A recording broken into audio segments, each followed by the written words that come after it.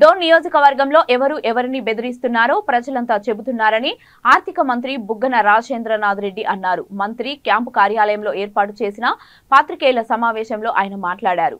నిజానిజాలు తెలుసుకొని మాట్లాడాలన్నారు. రాజకీయాల్లో ఒకసారి నమ్మకం కోల్పోతే మళ్లీ సంపాదించడం సాధ్యం కాదన్నారు. రాష్ట్ర మీర్ corporator chairman Sriramulu, MPP Rajasekhar Reddy ఈ పాత్రికేయుల సమావేశంలో పాల్గొన్నారు. మీరు ఎవరు ఏం బేసిస్ మీద మాట్లాడుతున్నారు? అసలు బేసిస్ ఏమి? ఏదో పేపర్, తెలంగాణకు సంబంధించిన పేపర్ రిపోర్ట్. ఆ పేపర్ కూడా ఏ రిపోర్టు? ఆంధ్రజ్యోతి చాలా ఎంతో కష్టపడి అసత్యాలన్నీ కూడా సమకూర్చి పేపర్ మీద పెట్టాలనేది వాళ్ళు ఒక రోజు ఒక పద్ధతి ప్రకారం, ప్రణాళిక ప్రకారం పోతున్నారు. సో వాళ్ళు ఏదన్నా రాసినప్పుడు ఆ రాత కరెక్టా కాదా అనేది మీరు కనుక్కోవాల్సిన బాధ్యత లేదు. ఈరోజు ఆ కారు నాకు సంబంధించినదని మీరు నిరూపించగలుగుతారా? పోనీ ఆ కారులో ఉన్న వాళ్ళు నాకు సంబంధించిన వాళ్ళని నిరూపించగలుగుతారా?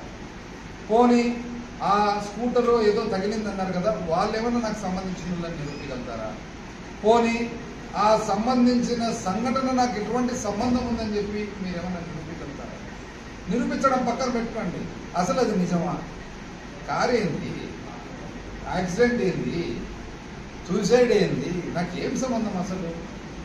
వాళ్ళెవరో ఆంధ్రజ్యోతి వాళ్ళు ఏందో తెలుసో తెలియకనో వాళ్ళు, ఎందుకంటే అసత్యాలు తెలిస్తే పరిగెత్తుకుంటూ రాస్తుంటారు కాబట్టి వాళ్ళు రాసిన దానికి వాళ్ళంటే సరే పేపర్లో రోజు 10 రాస్తారు, 11ది దాటుకొని వెళ్ళిపోతుంటారు మీడియా కాబట్టి. కానీ మీది క్రెడిబిలిటీ కదా.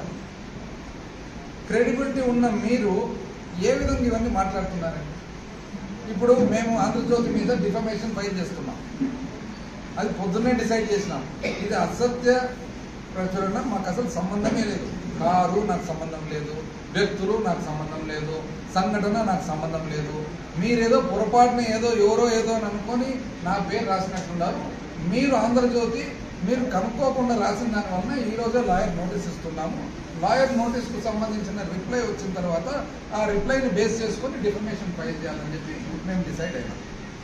అంతలోకి మీరు పరిగెత్తుతున్నారు. ఇక్కడ సూర్యప్రకాష్ రెడ్డి గారు సంఘటన ఎక్కడ?